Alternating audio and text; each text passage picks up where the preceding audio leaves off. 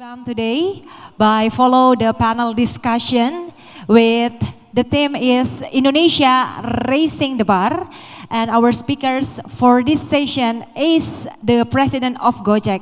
But before that, I will invite the co-founder of this venture, Mr. Willson Cuaca and Mr. Andre Soelistyo.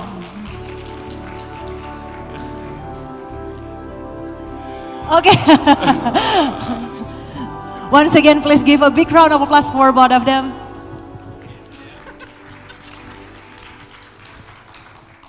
Wow. Represent. Yeah. Even though we didn't sit Gojek, but we feel like we sit them. Yeah. I wanna start the panel by asking Willson a question. Actually, there's a very kind of famous company called Gojek, but Okay. it seems like you didn't invest in Gojek. What happened? Oh, no wonder you're wearing the vest. No, I can tell you it's okay. So in 2011, oh, you want a serious answer or just a... Anything goes. In 2011, we actually met Nadiem in Bali because he won an award from Hillary Clinton for some kind of like social impact. But then we realized that he's not full-time that time, right? He worked for, is it Kartuku, Lazada, or I can't remember. Sorry? Jalora, yeah. So it's very clear that our hypothesis, we only invest in the company that the founders are full-time. So that's the reason. Sorry, man. Just so joking. can we change now? Yes. Pandu asked me to ask this. Oh. Pandu. Yeah. So by the way, I can explain to you our hypothesis about missing the unicorn. We think that it is okay to miss one or two, but it is very important that you stick with and discipline with your hypothesis. Because when you discipline with your hypothesis, you get more. You miss one or two, but you get more. But when you keep changing your hypothesis, you can't catch everything. That's the reality. Nobody in the world will able to invest in all unicorns. You're going to miss them. So you need to develop the hypothesis, discipline on it, and then you will catch majority of it. So I think we should talk about this conversation in the next 10 years. Then we start comparing whether my theory is right. Willson, everybody.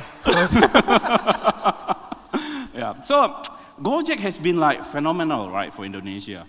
When you guys started, you used a manual phone to call all the Gojek, and then one day you have mobile apps, and suddenly everything is like just go up.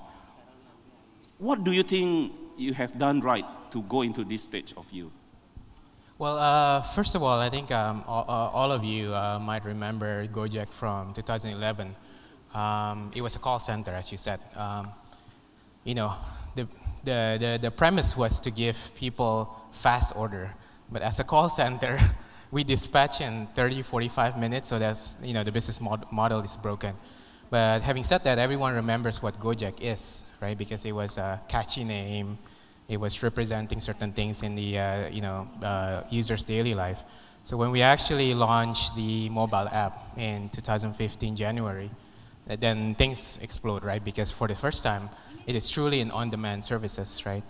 But in reality, so obviously Uber created a lot of the first of many transportation side ride-hailing. But I think we like to think that what we found back then was something different, because the motorcycle driver, which is uniquely Indonesian, actually gave us an opportunity that's quite different towards the ride-hailing players, which is pretty much they become your extension of a daily life, right? And the key differentiation comes when we actually put a brand or a trust into this informal economy, which is called Ojek before, then things explode. Because suddenly, if you believe in someone, the magnitude of the change that someone can actually give for your daily life is just significant.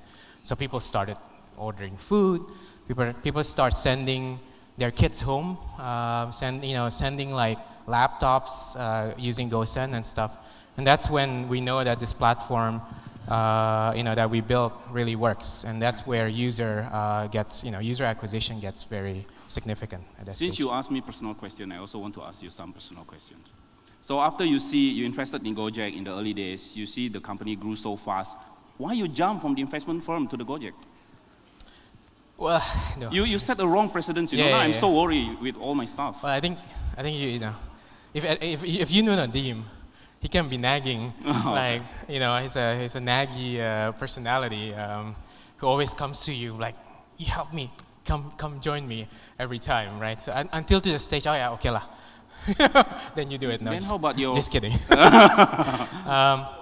Well, I think well, that's actually half true.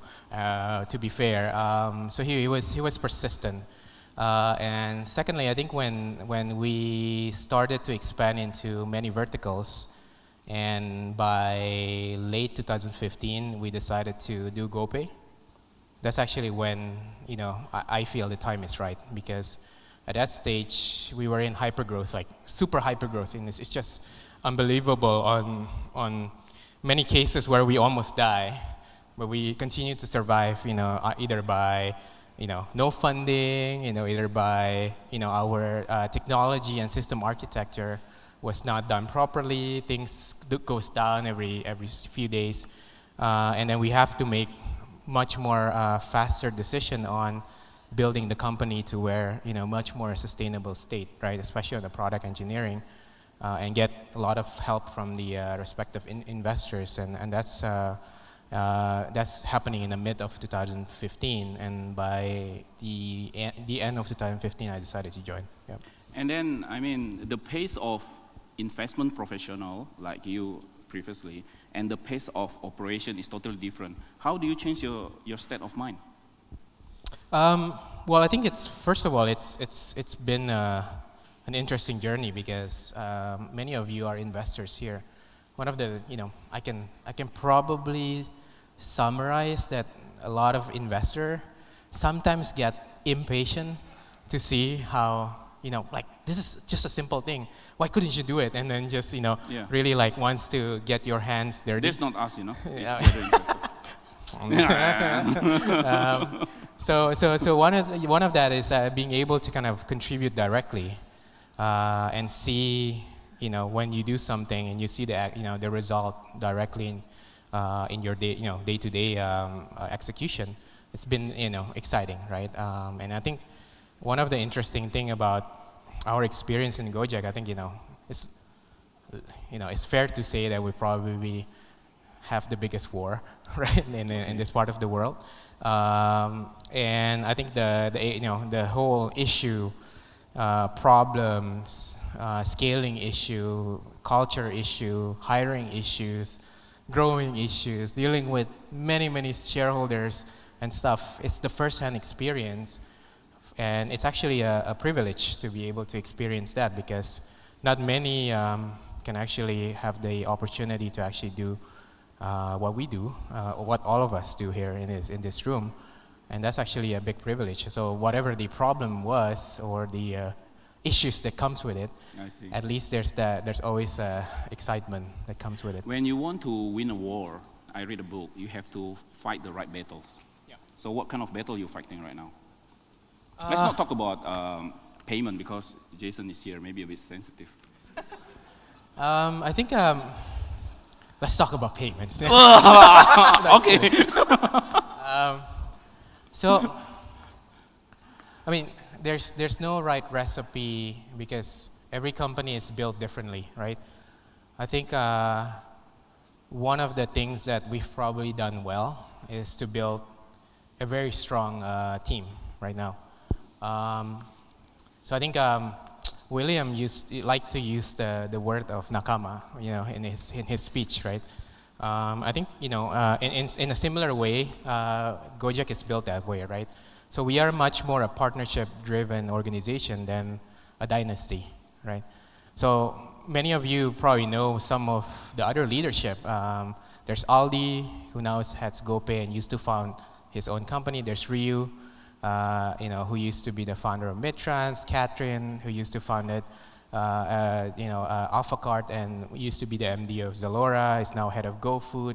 You got Tom, ex-Kartuku. You got Hans Patuo. Name it. I can name 20 strong leaders in Gojek, and they all represent they used to be the founders of their own company, and they represent their own leadership and strong execution capability. And and notwithstanding, they're all also thinking about things in a bigger perspective. So, which means that at least, like if you take one of the leaders out, the company continues to execute because we're run like a partnership. We're not run like a dynasty where there's always going to be a one-man or two-man risk, right? So, and that's why I think one of the most, I think when we look back, that's actually one of the most proud moments in trying to build this. But it's not easy, because you kind of like, everybody have their own thinking, their own mindset, operating level. You just let them run without, how do you communicate all the way from the top to the bottom? So first is, so we've acquired 14 companies in the past and invested in many, many, many more, right? So all that 14 companies, all of the CEO and founders continues to be in the company and now lead respective either product or functions, right? Some became our CTO leadership, some become head of products and stuff. So a lot of that, when we actually do, a trace back of what has done well, when we actually focus on the purpose and mission of that, how that company really wants to serve inside the greater group's objective, that's actually when everything really become much more synergistic, right? So first is sense of purpose and mission, right? What are you trying to actually achieve in a bigger context, and how can being part of Gojek, solidify some of your, dream, right? So that's one. I think the second is, I think at the end of the day, when you look at our business, yes, we have 20 products that the consumer sees today. But in reality, there's an underlying commonality, which is the sense of the consumer first principle, right? So in some sense, every product in Gojek serves the user, which means that anything that from a user experience perspective needs to be improved. Everything serves that purpose. So in some sense that every product works together to achieve the group level objective, right? Some products will say, hey, I am the cheapest customer acquisition cost. I'll bring first user into the platform, usually it's transport. Another product will say, hey, I can make them as a retentive multi-service users, usually it's food.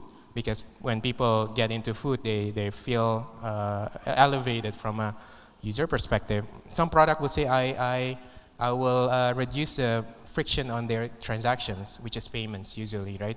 And they all continues to rotate and become this flywheel that actually get our user to be much more sticky and much more spending in the platform. And that's actually been one of the recipe of success. Probably my last question. We try to speeding up because we try to quickly take a photo session. So Andre, am I going to be part of this? Yeah, photo? you have to be. Yeah, you bought two of our companies, so you have to be in the photo. So last questions. What will your advice to all the young entrepreneur? The reason why I want to ask this, we talk about the mental health. Every time I see you, you're so happy. And at the same time, you have to fundraise, you have to do all this operation. How do you actually balance your life, your mental, to keep it healthy? Well, I think it's not an easy question, right? Because, first of all, thanks for bringing that up, because I think the issue of mental health, especially for founders and leadership in the company, has never been brought up properly in this part of the world. So this is the first time? Oh yeah, no one ever. Whenever we go to conferences, you never see any discussion of mental health, right? I think in the U.S., investors, companies have actually started to think about this very, very deeply. So from a statistical standpoint, founders have 2x more probability of getting depressed, 3x for substance abuse because of depression, and many of the statistics is actually looking really bad, right? And the reason is simple, because there's a few things, right? One is typically a lot of founders are much more creative, right? So which means that creative people usually have, a tendency to be more lonely, right?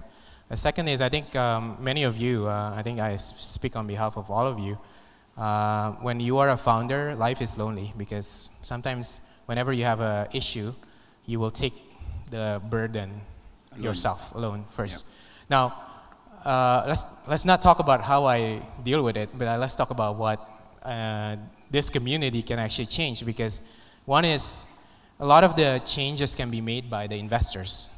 So I want to ask the commitment from East Ventures to also go that way, because as investor, you can play a role to change this landscape a little bit, because when the founders are needed to console themselves, investors are the closest to be able to yes, you're right. to help to facilitate. Yes. So probably I can share a bit.